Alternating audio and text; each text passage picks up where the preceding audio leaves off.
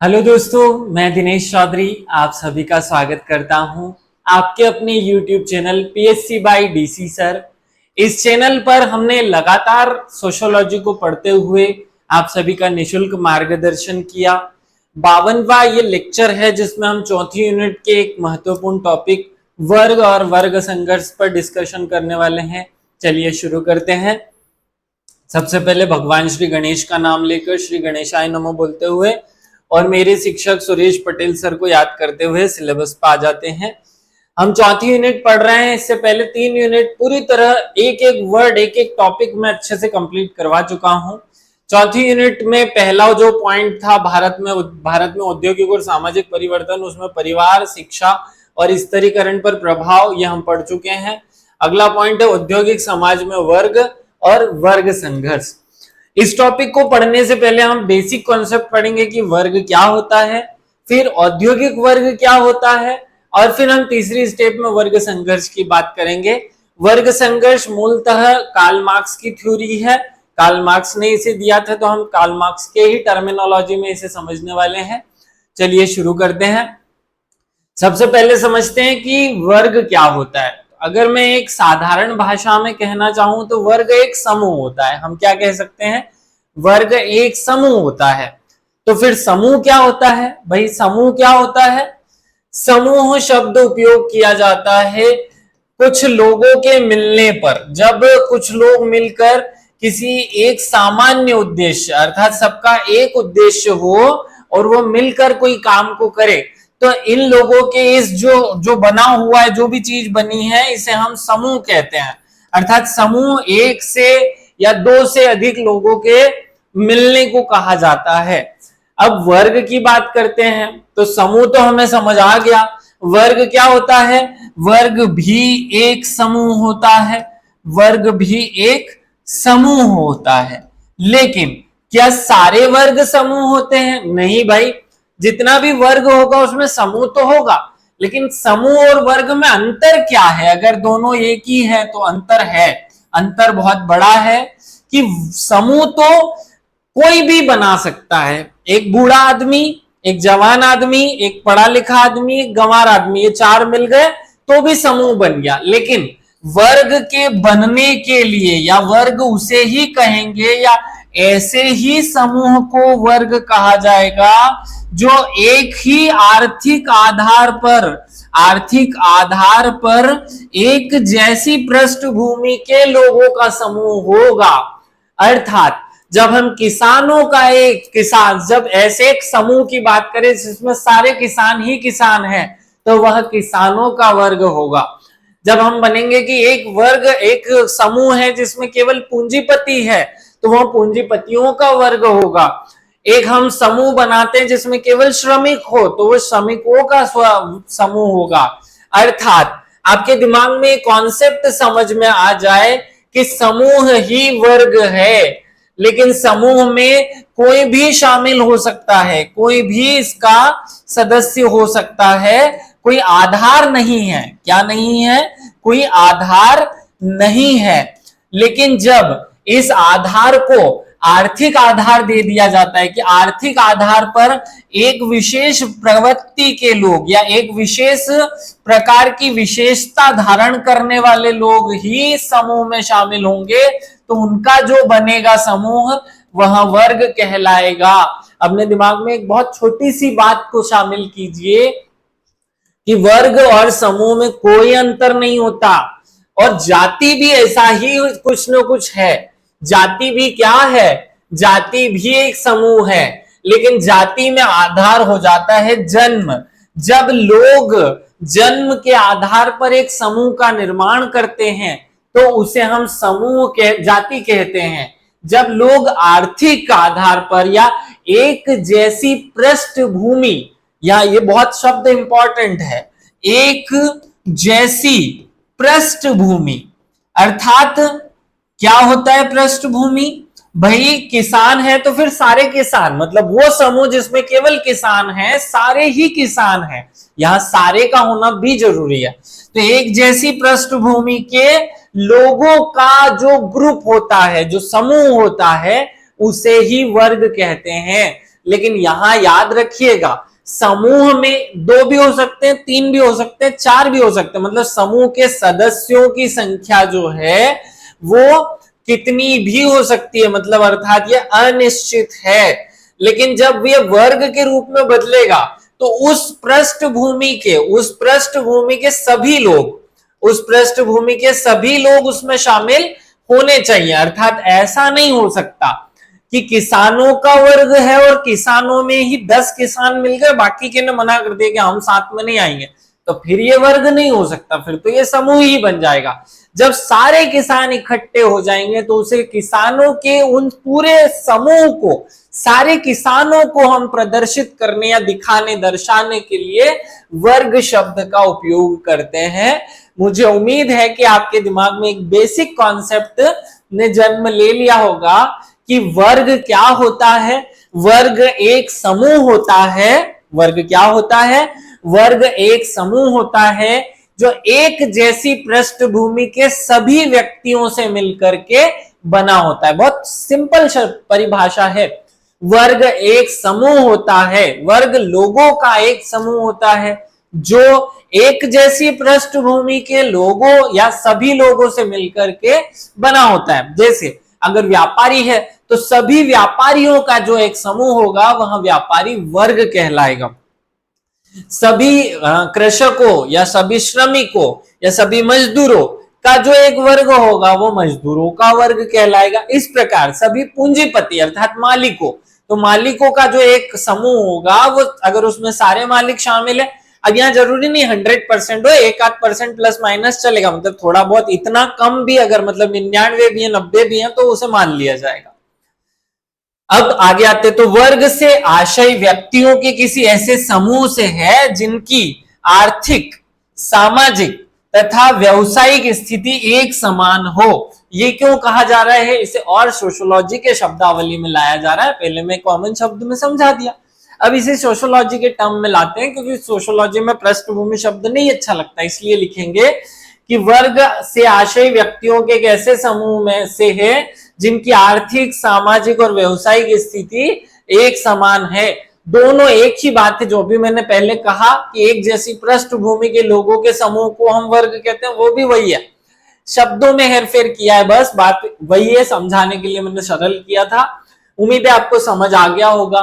तो आगे बढ़ते हैं। आगे बढ़ो तो समझो कि सभी मानव समूह वर्ग नहीं होते। क्या लिखा है? सभी मानव समूह वर्ग नहीं होते हैं, उनको वर्ग नहीं कहा जा सकता। किसी भी समाज में वर्ग के निर्धारण के लिए 2 प्रमुख आधार होते हैं। ये क्वेश्चन 2 नंबर में आ सकता है कि वर्ग के निर्धारण के आधार, तो कार्ल मार्क्स ने 2 आधार बताए भाई, वस्तुपरक आधार और स्वचेतना परक आधार। वस्तुपरक आधार क्या होता है भैया? वस्तुपरक का मतलब कोई निश्चित, जैसे व्यवसायी है तो वो व्यवसायिक लोगों के जुड़ाव को, मतलब कोई एक निश्चित आधार हो। वस्तुपरक माने कोई एक निश्चित आधार। श्रमिक है, मजदूर हो तो फिर सारे मजदूर, कृषक है तो फिर सारे कृषक, मालिक है तो फिर सारे मालिक, पूंजीपति है तो फिर सारे पूंजीपति। ऐसा जैसे डॉक्टर है तो फिर सारे डॉक्टर, इंजीनियर है तो फिर सारे इंजीनियर, व्हाइट कॉलर वाले हैं तो फिर सारे व्हाइट कॉलर वाले। तो ऐसा कोई वस्तुपरक आधार हो, उनका एक समूह हो। और दूसरा स्वचेतना।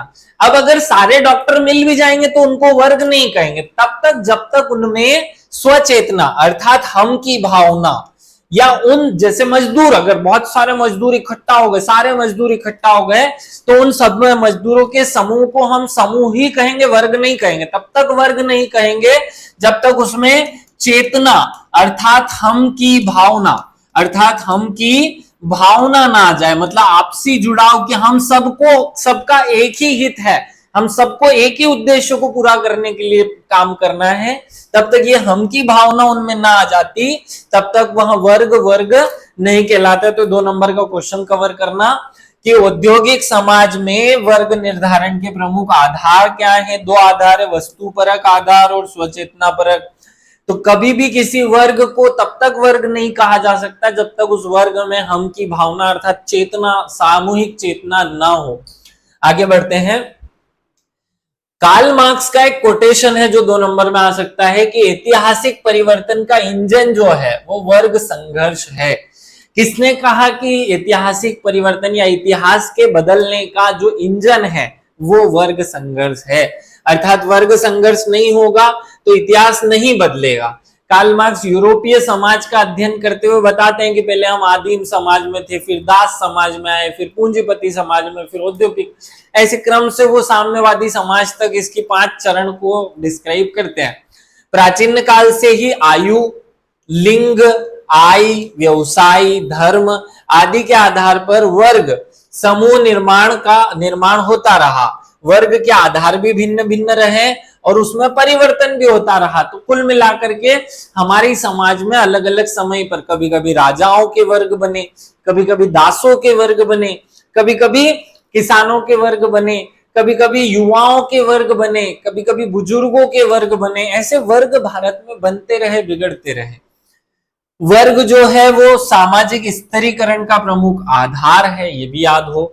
वर्ग व्यवस्था सार्वभौमिक है, अर्थात वर्ग हमेशा सब जगह पाए जाते हैं, ऐसा कोई समाज नहीं है जहां वर्ग नहीं पाए जाते हो। कार्ल मार्क्स ने ऐतिहासिक आधार पर वर्ग व्यवस्था की विवेचना की। ये 2 नंबर में आने जैसा प्रश्न है।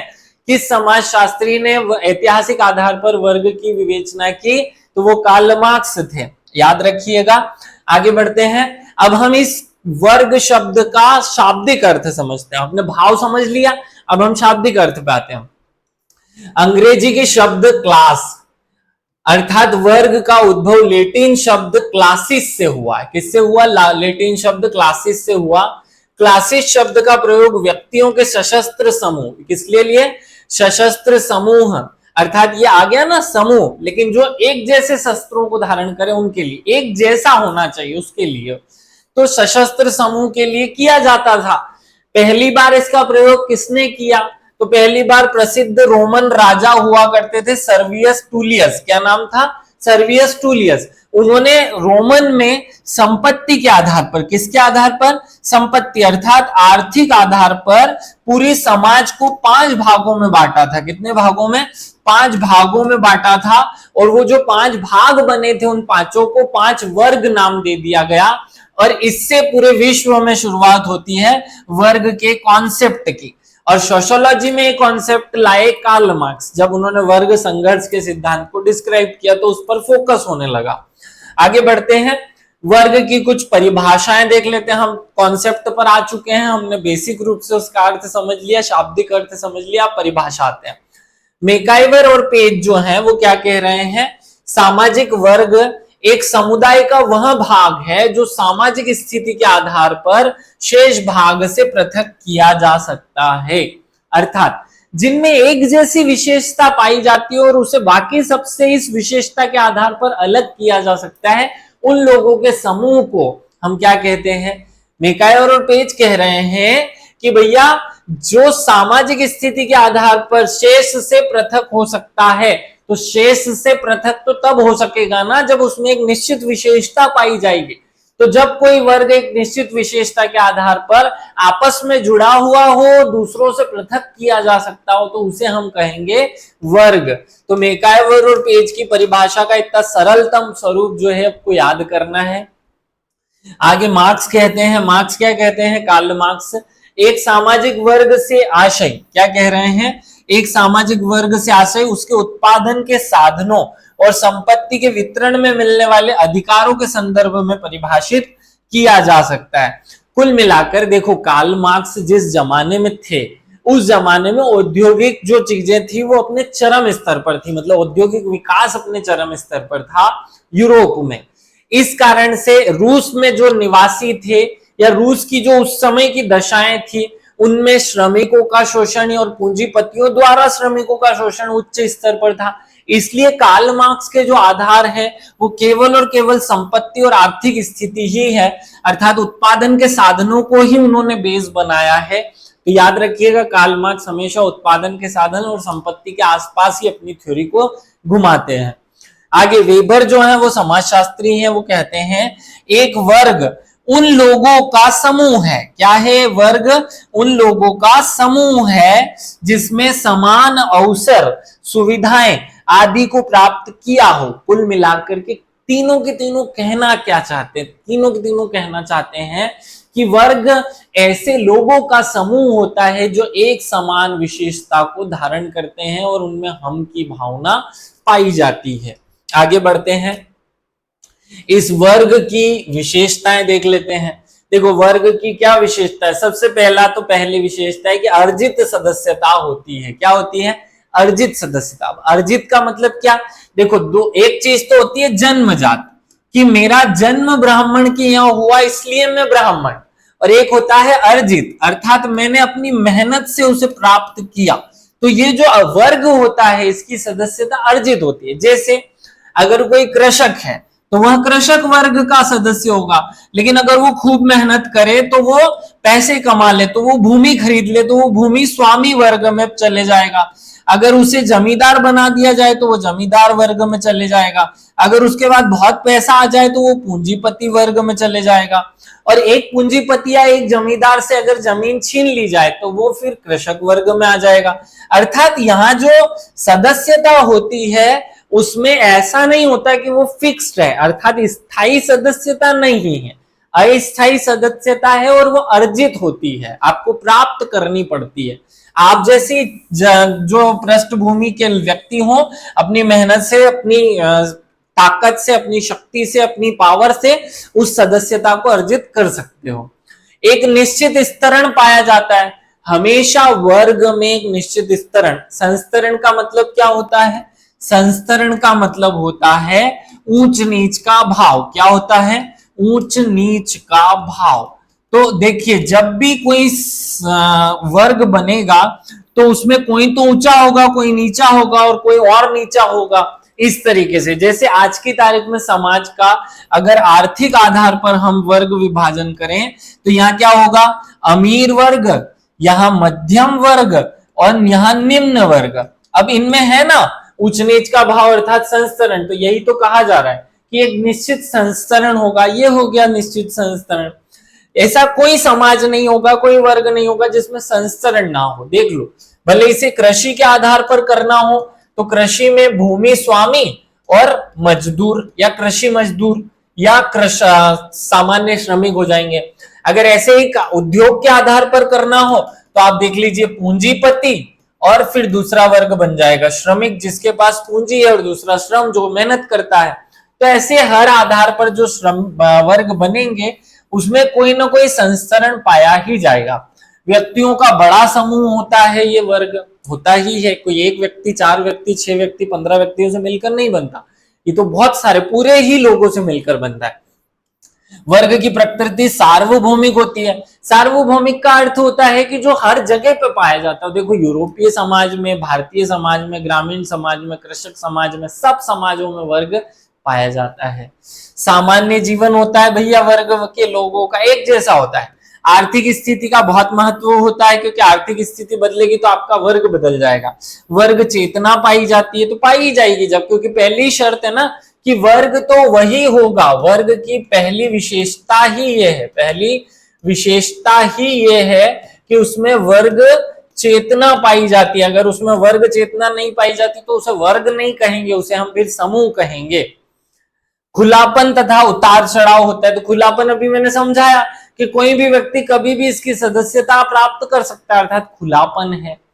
वर्गों की उपस्थिति सभी समाजों में भिन्न भिन्न है, अर्थात औद्योगिक समाज में वर्ग होता है पूंजीपति और श्रमिक, कृषक समाज में वर्ग होता है जमींदार और किसान, और किसी समाज में अलग प्रकार का वर्ग होगा और किसी तीसरे समाज में अलग प्रकार का होगा। तो वर्गों की उपस्थिति सभी समाजों में भिन्न भिन्न होती है।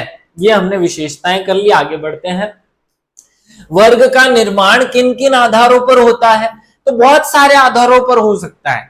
कुछ 4-5 आपको एग्जाम में लिखने के लिए मैं बता देता हूं। जैसे व्यवसाय की प्रकृति के आधार पर, अगर कोई व्यक्ति किसान है तो सारे किसान जब मिल जाएंगे तो वो कृषक वर्ग, और कोई व्यक्ति पूंजीपति है तो सारे जमींदार जब मिल जाएंगे तो वो जमींदार वर्ग। तो किसान के व्यवसाय की प्रकृति के आधार पर था, डॉक्टरों का वर्ग हो सकता है, इंजीनियरों का वर्ग हो सकता है, कलाकारों का वर्ग हो सकता है, प्रशासनिक अधिकारियों का वर्ग हो सकता है, निवास स्थान की अवधि के आधार पर। अब कोई व्यक्ति किसी स्थान पर 100 साल से रह रहा है और कोई अभी 5 दिन से रह रहा है, तो हो जाता है ना, वर्ग बन जाता है। पुराने लोगों का या पहले से रहने वाले लोगों का एक समूह बन जाएगा और नए रहने वाले लोगों का एक समूह बन जाएगा, 2 वर्ग हो गए।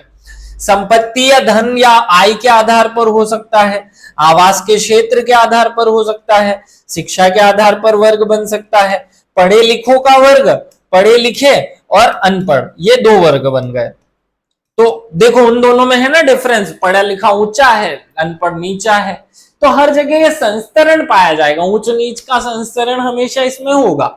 तो वर्ग निर्माण जो है वो अलग अलग आधारों पर हो सकता है, और ये 4-5 हमने देख लिए। अब हम आते हैं मूल पॉइंट पे जो एग्जामिनर हमसे पूछने की कोशिश करेगा, लेकिन बेसिक कॉन्सेप्ट क्लियर नहीं होता तो ये ना समझ में आता है, इसलिए बेसिक कॉन्सेप्ट के साथ मूल बात पर आओ। औद्योगिक समाज में वर्ग संरचना, इंडस्ट्रियल क्लास स्ट्रक्चर, ये देख लो। ब्रिटिश काल अर्थात जब अंग्रेजों का जमाना था, तब भारत में कृषि की जाती थी, और अंग्रेजों के आने से खेती जो है, कृषि जो है, वो कुछ लोगों तक सीमित हो गई। अर्थात एक तो वर्ग पैदा हुआ जमींदार वर्ग, कौन सा पैदा हुआ? जमींदार वर्ग, और दूसरा पैदा हुआ कृषक वर्ग, और तीसरा हुआ खुद ब्रिटिश। तो ब्रिटिश को तो छोड़ो, क्योंकि वो तो बहुत कम लोग थे और बाहर बैठ करके राज कर रहे थे, तो 2 वर्ग बने। पहला वर्ग बना जमींदार वर्ग और दूसरा बना कृषक वर्ग। तो जो मूल रूप से, अब ये ऊंचा है और ये नीचा है, क्यों? क्योंकि बहुत सारे किसान जो भी पैसा देंगे वो जमींदार को देंगे और जमींदार फिर ब्रिटिश सरकार को देगी। तो अंग्रेजों के जमाने में ये हुआ। लेकिन जब अंग्रेज हमारे देश में राज कर रहे थे, शासन कर रहे थे, तो इनके शासन के दौरान ही क्या हुआ? यूरोप में हो गई औद्योगिक क्रांति। क्या हो गई? यूरोप में हो गई औद्योगिक क्रांति, और उसी क्रांति को ये यहां भी लेकर आ गए। वो औद्योगिक क्रांति भारत भी आई, और भारत में भी फिर ये जो जमींदार थे, जिनके पास पैसा था, वो बन गए उद्योगपति, और जिनके पास पैसा नहीं था, कृषक, वो बन गए श्रमिक। तो इससे एक नई वर्ग संरचना पैदा हुई, उद्योगपति, और दूसरा पैदा हुआ, क्या पैदा हुआ? कृषक बन गया श्रमिक। अर्थात इसे हम पूंजीपति अर्थात उत्पादन के साधनों के आधार पर अगर हम इसे डिवाइड करें, तो उद्योगपति या पूंजीपति और श्रमिक या मजदूर के रूप में हम इसे बांट सकते हैं। तो ये भारतीय समाज में औद्योगिकरण हुआ। तो ध्यान से सुनिए, भारत में कृषि जमींदार और जागीरदारों के हाथों में थी, इसलिए ग्रामीण क्षेत्र में वर्ग व्यवस्था का सूत्रपात इन्हीं समूहों द्वारा हुआ। अंग्रेजों के उपनिवेशवाद ने देश में एक और औद्योगिक समाज की स्थापना भी कर दी, और 18वीं शताब्दी में जो औद्योगिक क्रांति यूरोप में आई, अंग्रेजी उपनिवेशवाद के परिणाम स्वरूप यह क्रांति भारत में भी आ गई, और भारत में ये 4 वर्ग परिलक्षित हो गए। औद्योगिक वर्ग संरचना बता रहा हूं, जिससे भारत में 4 वर्ग बने। कौन कौन से 4 वर्ग बने? पहला तो व्यापारी और औद्योगिक वर्ग, जिनके खुद के कारखाने थे, जैसे इसमें कौन आएगा? उदाहरण देख लेते हैं। इसमें आएगा टाटा, इसमें आएगा बिरला, ये जो रिलायंस, ये जो घराने बने, ये कहलाए औद्योगिक वर्ग। क्या कहलाए? औद्योगिक वर्ग। जैसे आपने दोराबजी टाटा ने वो फलाना स्टील प्लांट खोला था, ऐसे नाम सुने होंगे ना, वही। अगला व्यवसायिक वर्ग उस कारखाने में बनने वाले सामान को जो बेचता था। तो जो थोक व्यापारी थे, कौन थे? थोक व्यापारी, उनका एक वर्ग बन गया। और फिर जो छोटे स्तर के, जो फुटकर व्यापारी थे, जो लघु व्यापारी, छोटे छोटे व्यापारी थे, उनका एक वर्ग या दुकानदार का एक वर्ग बना, और लास्ट में बना श्रमिकों का एक वर्ग। तो इस प्रकार आप चाहो तो इसका 2 तरीके से वर्गीकरण कर सकते हैं। आप सीधे कहना चाहें तो कहें कि भाई 2 वर्ग बने, एक बना पूंजीपति का वर्ग और दूसरा बना श्रमिकों का वर्ग। इन दोनों को मिला लेंगे तो ये पूंजीपति वर्ग हो जाएगा, और इन दोनों को मिला लेंगे तो ये श्रमिक वर्ग हो जाएगा। तो या तो इस तरीके से विभाजन कर लें कि उद्योगपति और श्रमिक, और या तो आपका इच्छा मतलब दूसरी तरीके से विभाजन करना हो तो ये मैंने सोशियोलॉजी की टर्म में 4 प्रकार से विभाजन किया समाजशास्त्रीय दृष्टिकोण से। एक समाजशास्त्री इसे दूसरे तरीके से भी विभाजित करते हैं, तो वो भी मैं बता देता हूं। भारत में औद्योगिक समाज जो व्यवस्था है उसे बहुत सारे समाजशास्त्रियों का एक समूह पूंजीपति, कुशल पेशेवर और कारखाना श्रमिक इस रूप में भी परिभाषित करते हैं। और यही असली में वास्तविकता है। ये है अमीरों का वर्ग, ये है मध्यम लोगों का वर्ग और ये है गरीबों का वर्ग। इस तरीके से भी प्रेजेंट किया जा सकता है। ऐसे अगर प्रेजेंट नहीं करना है तो पूंजीपति कौन है? तो वे लोग जो कि पूंजी या कारखानों या जो बड़े बड़े फैक्ट्रीज हैं उनके मालिक हैं, जिनके पास पूंजी है, वो पूंजीपति वर्ग है। वे उद्योग धंधों के मालिक होते हैं, पूंजी लगाते हैं और उसका मुनाफा कमाते हैं। ये लोग केवल पैसा लगाने के आधार पर पैसा कमाते हैं। ये इसलिए नहीं पैसा कमाते कि इनकी मेहनत कर रहे हैं, ये पैसा इसलिए कमाते हैं क्योंकि इन्होंने पैसा लगाया, इनकी वो जमीन है, इनकी वो फैक्ट्री है, इसलिए इनको लाभ मिलेगा। वो वाला वर्ग पेशेवर पूंजीपति वर्ग। दूसरा कुशल वर्ग। कुशल पेशेवर वर्ग में डॉक्टर, इंजीनियर, उस फैक्ट्री में काम करने वाला मैनेजर, सुपरवाइजर, वो लोग आते हैं जो दिमाग की मेहनत या दिमाग के श्रम के आधार पर पैसा कमाते हैं। वे सब लोग कुशल पेशेवर कहलाते हैं। जैसे जैसे तकनीक आगे बढ़ रही है वैसे उच्च उद्योगों में भी तकनीकी लोगों की जरूरत पड़ रही है। तो वहां जो भी इंजीनियर्स होंगे, जो भी बड़े बड़े पोस्ट वाले मैनेजर्स होंगे, उन सब के एक समूह को, जो कि मध्यम कैटेगरी में, जो मस्तिष्क की शक्ति के आधार पर पैसा कमाते हैं, वे सब लोग कुशल श्रमिक के रूप में या कुशल पेशेवर के नाम से जाने जाते हैं, जो मध्यम वर्ग है। और तीसरा, जो शारीरिक श्रम के आधार पर पैसा कमाता है, वो कहलाता है कारखाना श्रमिक। किसी भी उत्पादन लाइन की रीढ़ कारखाना श्रमिक होते हैं, जो उत्पादन प्रक्रिया को सुचारू रूप से चलाते हैं। अब ध्यान से सुनना, जब भी कोई वस्तु का उत्पादन होता है तो सबसे ज्यादा या बड़ा हिस्सा लाभ का इसे मिलता है, सेकंड नंबर पे इसका स्थान आता है, और जो सबसे कम हिस्सा मिलता है वो श्रमिकों को मिलता है, या जो निम्न स्तरीय लोग मजदूर होते हैं उनको मिलता है। इस कारण इनके 3 अलग अलग वर्ग बन जाते हैं और यही औद्योगिक वर्ग संरचना भारतीय समाज में पाई जाती है। आगे बढ़ते हैं। अब हम आते हैं नेक्स्ट पॉइंट पे, वर्ग संघर्ष पे। बहुत महत्वपूर्ण पॉइंट है। वर्ग क्या होता है ये हमने समझा, वर्ग की परिभाषा, वर्ग का अर्थ, वर्ग का शाब्दिक अर्थ और वर्ग की औद्योगिक वर्ग संरचना, ये हमने समझी। अब हम आते हैं वर्ग संघर्ष पे। वर्ग संघर्ष शब्द का क्या अर्थ है कि दो वर्गों के बीच, दो वर्गों के मध्य में भिड़ंत हो जाना। दो वर्ग जब आपस में एक दूसरे से लड़ लें तो उसे हम कहेंगे वर्ग संघर्ष। दो वर्गों का आपस में लड़ लेना, भिड़ जाना, एक दूसरे से लड़ाई कर लेना, वर्ग संघर्ष कहलाता है। सोशियोलॉजी की टर्म में जब विपरीत एवं परस्पर विरोधी वर्ग हित वाले वर्ग आपस में टकराते हैं ताकि वे अपने वर्ग हितों की रक्षा कर सकें, तो यह वर्ग संघर्ष कहलाता है। जैसे फैक्ट्री का मालिक अर्थात पूंजीपति वर्ग कहेगा कि जो काम है उसके घंटे 8 से 9 कर दिए जाएं, लेकिन हम सैलरी जो आपको दे रहे हैं 10,000 देते हैं तो 10,000 देंगे। जबकि मजदूर कहेगा कि काम के घंटे तो 8 से 6 कर दिए जाए और सैलरी जो आप 10,000 दे रहे हो वो 15,000 कर दी जाए। इस तरीके से मजदूरों का एक अलग हित होगा, ये कुछ और कहेंगे और ये कुछ और कहेंगे, तो दोनों के हित जब आपस में टकराते हैं तो इसे कहते हैं वर्ग संघर्ष। कार्ल मार्क्स वर्ग संघर्ष के सिद्धांत के जन्मदाता हैं और उन्होंने क्या कहा, कैसे कहा, उस बात पर अब हम चलते हैं। बेसिक तो अर्थ समझ लिया हमने, अब हम कार्ल मार्क्स ने क्या कहा उस पर चले। कार्ल मार्क्स कहते हैं कि मार्क्स का यह मानना है कि इतिहास का प्रत्येक युग और प्रत्येक समाज में सदैव दो विपरीत वर्ग अर्थात दो अलग अलग विचारधारा या हित वाले वर्ग रहे हैं। पहला होता है शोषक वर्ग और दूसरा होता है शोषित वर्ग। कार्ल मार्क्स की थ्योरी बहुत इंपॉर्टेंट है, याद रख लेना। ये क्या कहते हैं कि समाज में हर समय या किसी भी युग में अगर आप देखेंगे तो समाज में दो वर्ग रहे हैं, एक होता है शोषक वर्ग और एक होता है शोषित वर्ग। शोषक वर्ग का मतलब जो शोषण करता है, जो मालिक है।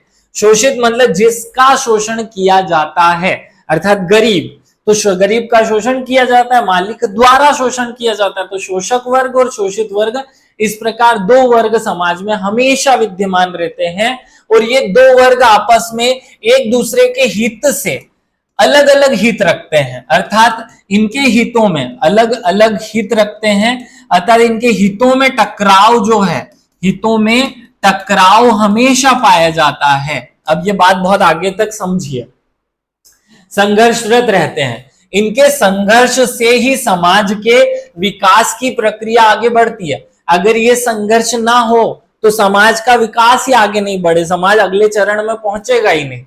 तो और समाज का एक युग अवस्था समाप्त होकर अन्य दूसरा युग शुरू ही नहीं होगा। अर्थात कार्ल मार्क्स कह रहे हैं कि जब ये दोनों आपस में टकराते हैं तो व्यवस्थाएं बदलती हैं।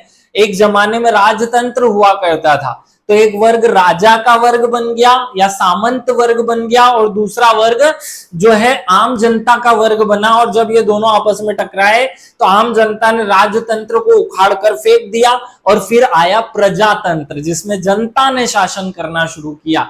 तो ये व्यवस्था तब बदली, राजतंत्र तब बदला जब ये दोनों वर्ग आपस में टकराए। अगर ये दोनों टकराते नहीं तो व्यवस्था बदलती नहीं। तो यही कहा जा रहा है कार्ल मार्क्स द्वारा, प्रत्येक समाज में व्यक्तियों के हितों में परस्पर विरोध पाया जाता है। अन्य शब्दों में समाज में विभिन्न वर्ग और उनके अपने अपने हित होते हैं और वे अपने अपने हितों के लिए एक दूसरे से संघर्ष करते हैं, और जब उनका संघर्ष होता है तो समाज आगे बढ़ता है, समाज का विकास होता है, समाज अगले युग में पहुंचता है। इसी को अगर हम और अच्छे से समझे तो समझे कि वर्ग संघर्ष का कारण क्या होता है। कार्ल मार्क्स कहते हैं कि भैया वर्ग संघर्ष का कारण होता है वर्ग हितों का प्रतिरोध। क्या होता है? वर्ग हितों का प्रतिरोध। ये ऐसी ही शब्दावली आपको यूज करनी है, मैंने स्पेशली हाथ से लिखा है कि वर्ग हितों का प्रतिरोध, यही स्पेसिफिक शब्द कार्ल मार्क्स का और यही आना चाहिए। क्या कह रहे हैं? वर्ग हितों का प्रतिरोध का अर्थ क्या होगा भैया इस शब्द का? वो कहते हैं कि देखो दो वर्ग हैं, एक है पूंजीपति वर्ग और एक है श्रमिक वर्ग। श्रमिक चाहता है कि हमें ज्यादा से ज्यादा सैलरी मिले, ज्यादा से ज्यादा सैलरी मिले। क्या मिले? ज्यादा से ज्यादा सैलरी मिले। और पूंजीपति चाहता है कि मुझे कम से कम सैलरी देनी पड़े, कम से कम सैलरी देनी पड़े। और ये कम से कम सैलरी इसका विरोध है और ज्यादा से ज्यादा सैलरी इसका विरोध है। तो ये नहीं चाहता और ये नहीं चाहता, इसलिए ये एक दूसरे से क्या करते हैं? संघर्ष करते हैं। इन दोनों का प्रतिरोध है हितों में, इसका हित ये है, इसका हित ये है, और इन दोनों में आपस में क्या है? प्रतिरोध है। प्रतिरोध माने स्पीड ब्रेकर, वो उसको रोक रहा है, जो रोकने का काम कर रहा है। ये करने की कोशिश करेगा, ये करवाने की कोशिश करेगा, और ये दोनों का हितों का, ये दोनों वर्ग हैं, ये वर्ग हैं, इन दोनों के ये हित हैं और ये एक दूसरे के लिए प्रतिरोध हैं। इसे कहेंगे वर्ग हित प्रतिरोध थ्योरी।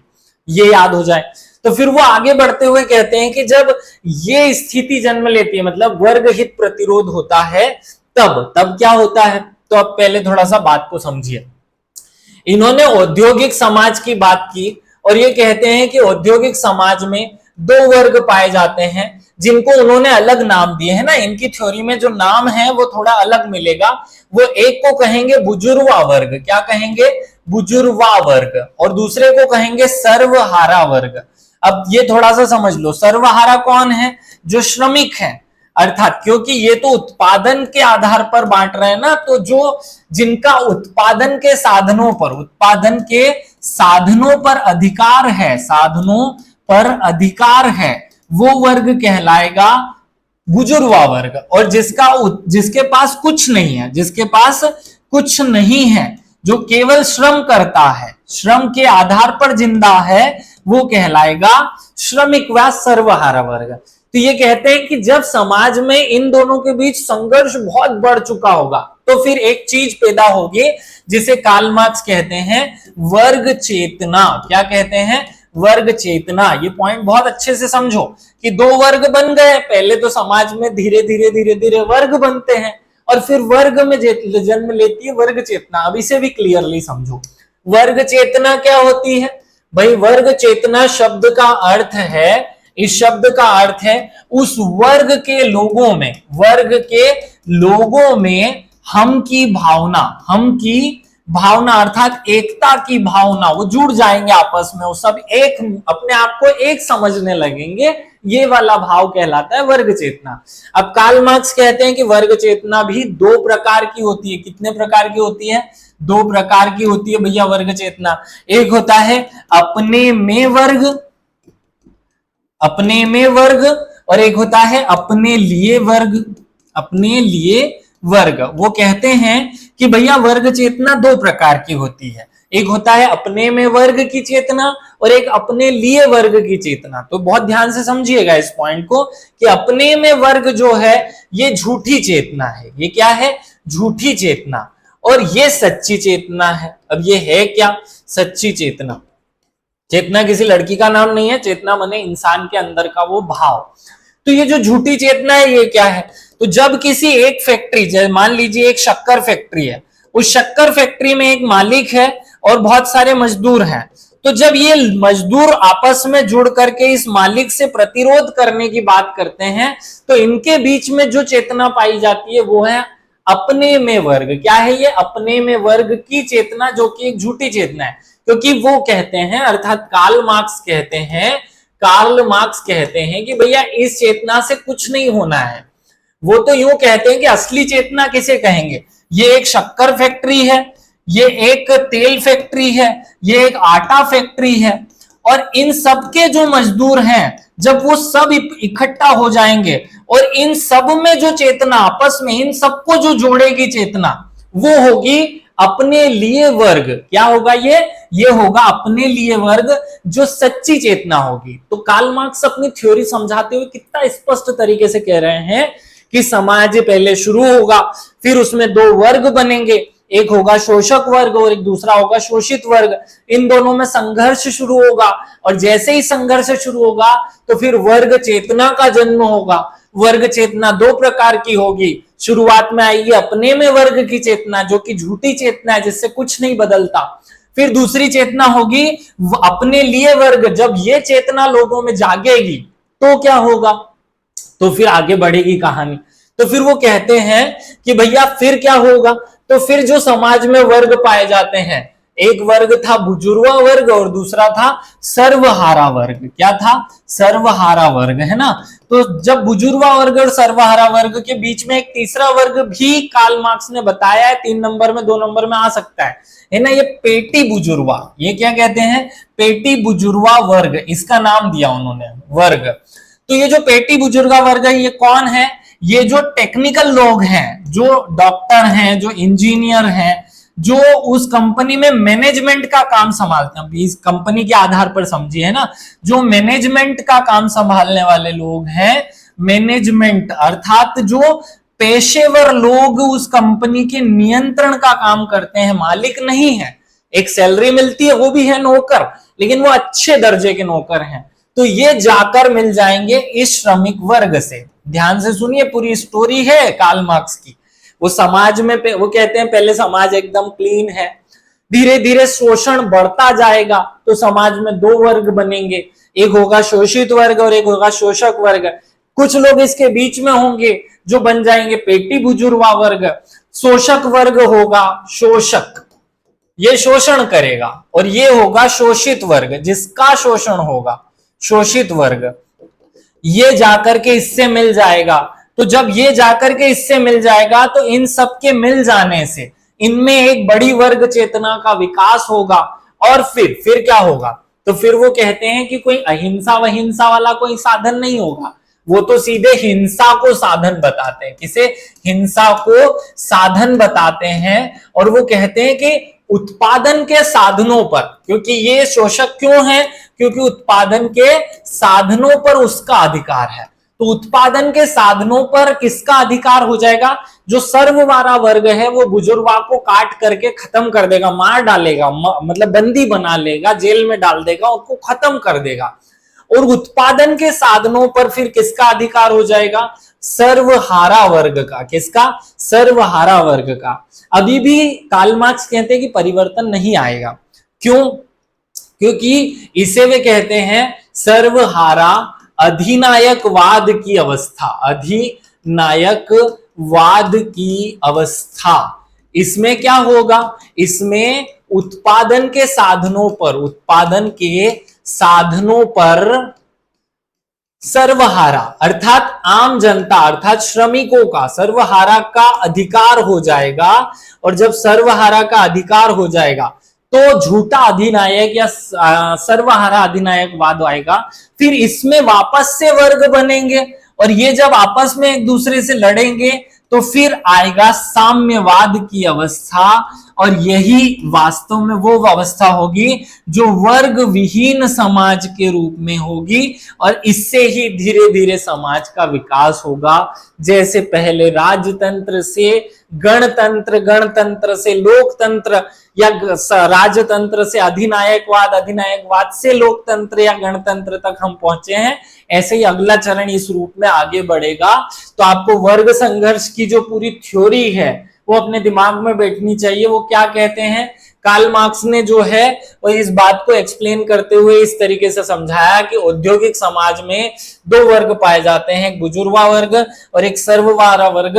जब ये दोनों वर्ग आपस में लड़ते हैं, संघर्ष करते हैं, तो वर्ग चेतना उत्पन्न होती है। और वर्ग चेतना हमने समझ ली कि दो प्रकार की होती है, अपने में वर्ग, अपने लिए वर्ग, दो प्रकार की। तो एक को उन्होंने झूठी चेतना कहा, एक को सच्ची चेतना कहा।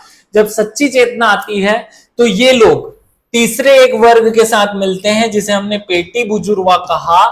पेटी बुजुर्वा की मदद से ये लोग एक बड़ा वर्ग बनाते हैं और बुजुर्वा को समाप्त कर देते हैं। और फिर ऐसी स्थिति में क्या होता है, उत्पादन के साधनों पर सर्वहारा का अधिकार हो जाता है, जिसे सर्वहारा अधिनायकवाद कहा। फिर उसमें आपस में दो वर्ग बनते हैं और वो आपस में जब लड़ लेते हैं तो आगे अगली अवस्था आती है। कौन सी अवस्था, जिसे हम कहेंगे वर्ग विहीन समाज। वर्ग विहीन समाज, ऐसा समाज जिसमें संपत्ति अर्थात उत्पादन के साधनों पर सभी लोगों का अधिकार हो जाता है और सब अपनी ताकत, जो जितना काम करता है उतना उसको मिलने लगता है। इस अवस्था को उन्होंने साम्यवाद की अवस्था कहा। इस प्रकार से दो वर्गों के संघर्ष से कैसे समाज आगे बढ़ता है, इसे हमने वर्ग संघर्ष की थ्योरी के रूप में पढ़ा। अब इसकी आलोचना देख लेते हैं। वैसे कार्ल मार्क्स में इसकी आलोचना पढ़ने की जरूरत नहीं है, लेकिन फिर भी 3-4 पॉइंट मैं आपको बता देता हूं ताकि आपके दिमाग में कुछ बातें रहे। पहला, जो कार्ल मार्क्स कहते हैं, क्योंकि कार्ल मार्क्स के वर्ग सिद्धांत की आलोचना की जा रही है, वर्ग संघर्ष की आलोचना की जा रही है। कार्ल मार्क्स कहते हैं कि केवल आर्थिक आधार पर ही वर्ग बनेंगे और वास्तव में वर्ग का निर्माण जो है, वास्तव में वर्ग का निर्माण केवल आर्थिक आधार पर नहीं होता, सामाजिक आधार पर भी होता है और आर्थिक राजनीतिक आधार पर भी हो जाता है, अलग अलग आधारों पर हो सकता है। देखिए, इसकी पहली आलोचना है कि भैया केवल आर्थिक आधार पर ही थोड़ी वर्ग बनते हैं। दूसरा, कार्ल मार्क्स कहते हैं कि जो पेटी बुजुर्वा है, जो कि व्हाइट कॉलर जॉब करता है, ये श्रमिकों के साथ आ जाएगा। जबकि वास्तव में हमने देखा कि जितने भी बड़े बड़े मैनेजमेंट वाले लोग हैं वो कंपनी से ज्यादा उत्पादन की कोशिश करते हैं, वो मालिकों के साथ में खड़े रहते हैं, वो श्रमिकों के साथ नहीं खड़े रहते हैं। तो ये पॉइंट भी उसकी आलोचना की जा सकती है। फिर कार्ल मार्क्स के इस सिद्धांत में साम्यवाद अर्थात वर्ग विहीन की बात की गई है। तो ऐसी कोई बात केवल कल्पना ही हो सकती है, क्योंकि वर्ग एक सार्वभौमिक सार्वकालिक उदाहरण रही है। तो कभी भी ऐसा नहीं हो सकता कि वर्ग विहीन स्थिति आए, इसलिए इस आधार पर भी आलोचना की जा सकती है। फिर एक व्यक्ति होते हैं, एक समाजशास्त्री हैं डोरेनडर्फ।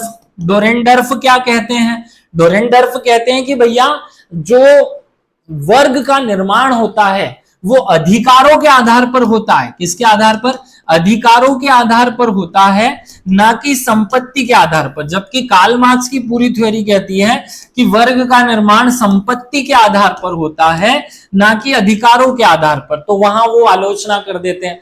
ऐसे अनेक प्रकार से इनकी आलोचना जो है वो की गई, लेकिन फिर भी कार्ल मार्क्स का जो थ्योरी है, जो सिद्धांत है, वो बहुत ही महत्वपूर्ण है, एक्सट्रीम इंपॉर्टेंट है। जो समाज के विकास के क्रम को दर्शाता है। मुझे उम्मीद है कि आपको दो कॉन्सेप्ट वर्ग और वर्ग संघर्ष बहुत अच्छे से समझ में आया होगा। इसी में हमने कार्ल मार्क्स की थ्योरी समझी। आप लोग सोच रहे होंगे कि सर वर्ग संघर्ष में पूरा कार्ल मार्क्स ही घुसेड़ दिया। असली में कार्ल मार्क्स ने ही वर्ग संघर्ष दिया और उसी की वो थ्योरी है, इसलिए वो पढ़ना जरूरी था। आप सभी को अगर ये पॉइंट समझ में आया हो तो कमेंट करके जरूर बताइएगा। उम्मीद है आप सब लोगों को ये सब चीजें क्लियर हो रही होगी। आप सभी का विशेष रूप से धन्यवाद। जय हिंद, जय भारत।